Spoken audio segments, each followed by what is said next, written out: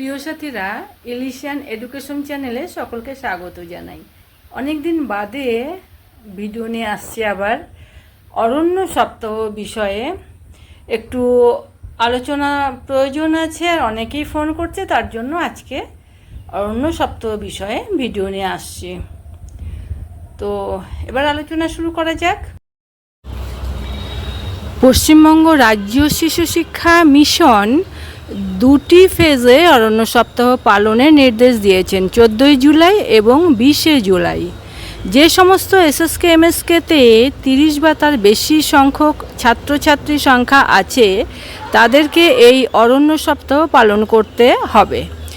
পরিবেশ সচেতনতা বৃদ্ধির জন্য এবং বৃক্ষরোপণের একটা দীর্ঘস্থায়ী অভ্যাস গঠনের জন্য শিক্ষার্থীরা নিজেদের হাতে বৃক্ষরোপণ করবেন। ন্যূনতম 3টি গাছ রোপণ করবেন। অরণ্য সপ্তাহ পর্যবেক্ষণ বিষয়ে এসইও বিএনও এনাদেরকে নির্দেশ দেওয়া হয়েছে এসএসকে এমএসকের ইনচার্জদেরকে নিয়ে একটা মিটিং করে এ বিষয়ে সুষ্ঠু একটা আলোচনা করবেন। এজন্য পোস্টার, ব্যানার, ছড়া এগুলির ব্যবস্থা করতে হবে। এছাড়া স্লোগান কিছু দিতে হবে অরণ্য সপ্তাহের দিনে প্রত্যেকটা কেন্দ্রে, যেমন গাছ কাটলে পড়বে টান, সংকটে থাকে সবার প্রাণ, গাছ লাগিয়ে ভরবো দেশ, সুন্দর হবে পরিবেশ, সবুজ যদি বাঁচাও ভাই, রোগ বালাইয়ে মুক্তি পাই, এই রকম ধরনের স্লোগান দিতে হবে শোভাযাত্রার মাধ্যমে প্রতিটা কেন্দ্রে, অর্থাৎ যে সমস্ত কেন্দ্রে অরণ্য সপ্তাহ পালন হবে সেখানে। পোস্টার তৈরি, কম্পিটিশন এবং ডিবেট করা যেতে পারে পলিউশন থ্রো প্লাস্টিক বা প্লাস্টিকের মাধ্যমে দূষণ বিষয়ে। এই বিষয়ে যে খরচা হবে সেটা হচ্ছে কম্পোসাইট গ্র্যান্ডের টাকা থেকে খরচ হবে। মিশন প্রতিটি সিলেক্টেড কেন্দ্রের জন্য 2500 টাকা করে দেবে। ডিটেল রিপোর্ট এবং ফটো অফিসকে সাবমিট করার পর 20 জুলাই এবং 14 জুলাই কি করতে হবে পৃথক করে বলে দেওয়া হয়েছে।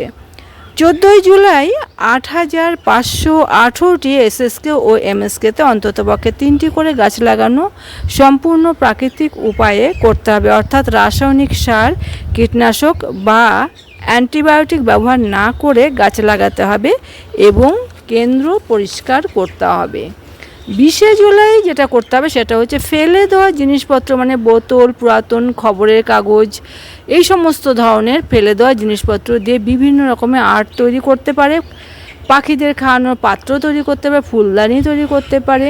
এগুলো শিশুরা নিজে হাতে করবে। মূল লক্ষ্য হলো দীর্ঘস্থায়ী পরিবেশ সচেতনতা গড়ে তোলা। এর মধ্যে পড়বে বৃক্ষরোপণ প্রথমত এবং বাগান মেনটেন, দ্বিতীয়ত দলগতভাবে কেন্দ্র পরিষ্কার করা, শ্রেণীকক্ষ পরিষ্কার করা, মিড ডে মিলের এলাকা পরিষ্কার করা, এবং তৃতীয়ত প্লাস্টিক বা পুরাতন বর্জ্য পদার্থ দিয়ে, মানে খবরের কাগজ এরকম ধরনের জিনিস দিয়ে পাখির খাবার জায়গা তৈরি করা, ফুলদানি তৈরি করা, বিভিন্ন হস্তশিল্প তৈরি করা।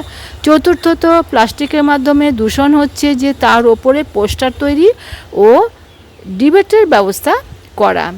আর এই সমস্ত কিছু করে রিপোর্টিং যেটা করতে হবে সেটার একটা ফরম্যাট দেওয়া আছে, সেই ফরম্যাটে রিপোর্ট করতে হবে প্রত্যেকটা এসএসকে এমএসকে যেখানে অরণ্য সপ্তাহ পালন হবে সেক্ষেত্রে। তো আশা করি বিষয়টি বোঝাতে পেরেছি। কারো কোনো প্রশ্ন থাকলে কমেন্টস বক্সে জানেন, বাকি উত্তরটা আপনারা পেয়ে যাবেন। আজ এই পর্যন্ত, দেখা হবে নতুন কোনো ভিডিওতে। সকলে খুব খুব ভালো থাকুন। ধন্যবাদ।